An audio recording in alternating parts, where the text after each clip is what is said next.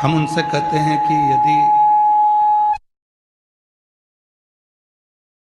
जाने का समय नहीं मिल रहा, आप मंदिर नहीं जा पा रहे सुबह, तो 24 घंटे में से कोई समय तो ऐसा निकालो जिस समय पर आप शिव के सामने जाकर खड़े हो जाओ, शिव की साक्षी में पहुंच जाओ। प्रत्येक भारत की भूमि पर ही नहीं, देश और विदेश में जहां भी शंकर जी के मंदिर हैं, चाहे वो ज्योतिर्लिंग हो, चाहे तुम्हारे आसपास का मंदिर हो, तुम्हारे घर के पास का मंदिर हो, चाहे तुम्हारे घर में शंकर जी का कोई शिवलिंग हो, जो तुम्हारे घर के पास में हो। लोग कहते हैं कि उज्जैन महाकाल में ज्योतिर्लिंग है, कोई कहता है काशी में ज्योतिर्लिंग है, कोई कहता है केदार में ज्योतिर्लिंग है, कोई कहता है कि सोमनाथ में ज्योतिर्लिंग है, कोई कहता है भीमा शंकर में ज्योतिर्लिंग है, कोई कहता है मल्लिकार्जुन में ज्योतिर्लिंग है। पर शिव महापुराण की कथा एक सुंदर बात, आवाज नहीं आ रही है पंडालों में, आवाज खोलिए ना। शिव महापुराण की कथा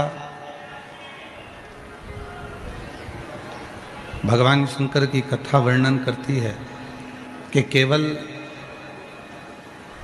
उज्जैन ज्योतिर्लिंग में नहीं, काशी में ही नहीं, केदार में ही नहीं, भीमा शंकर या कृष्णेश्वर या मल्लिकार्जुन में ही नहीं,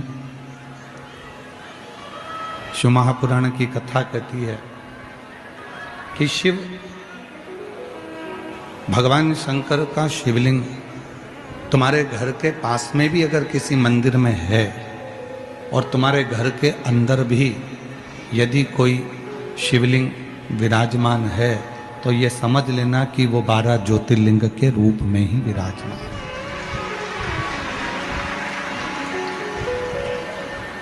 वो 12 ज्योतिर्लिंग के रूप में ही विराजित है।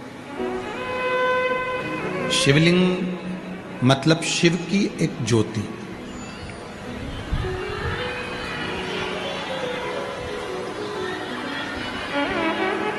शिवलिंग मतलब भगवान शंकर की एक ज्योति।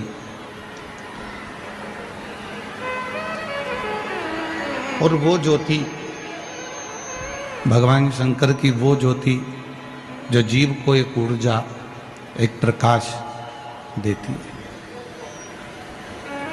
क्यों कहते हैं हम कि रोज प्रतिदिन भगवान शंकर के मंदिर जाओ, एक लोटा